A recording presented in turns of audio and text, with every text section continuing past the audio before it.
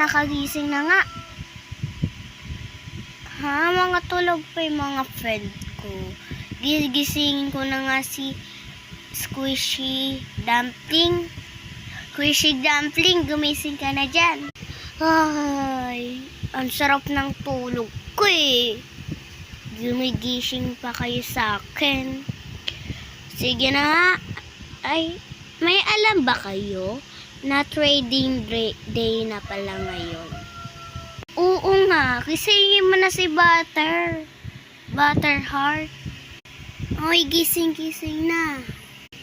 Ay, ang sarap ng tulog ko. Ano kaya gagawin ko sa kanila? Maarte ba or mabait?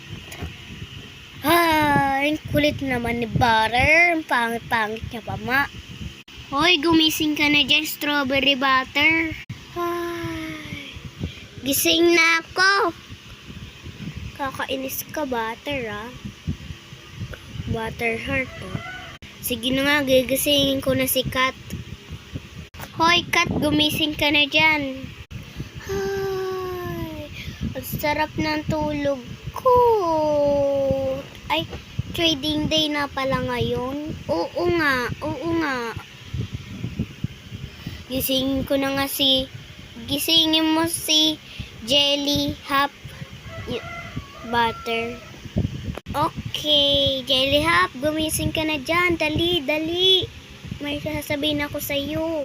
Ay, gising na ako. Ano ba sasabihin mo sa akin? Trading day na ngayon. Ayan oh, trading day nga. O sige, gigisingin ko na si Kuromi. Kuromi, naipit, hindi naman pijet. Gumising ka na dyan. Ay, ano ba yan? Natutulog pa ako eh. Oy, ayan na si boss. Pumikit na tayo, ginising na pa ako. Ay, makagising na nga. Trading day na ngayon. Pindutin ko na yung button. Ayun, nandito na tayo sa fidget ko. Sino kaya mag-trade? Ito ba? Ang ganda nito. Ito bagong gawa lang kanina. Ito kaya dati pa taste. Pero favorite ko tong strawberry.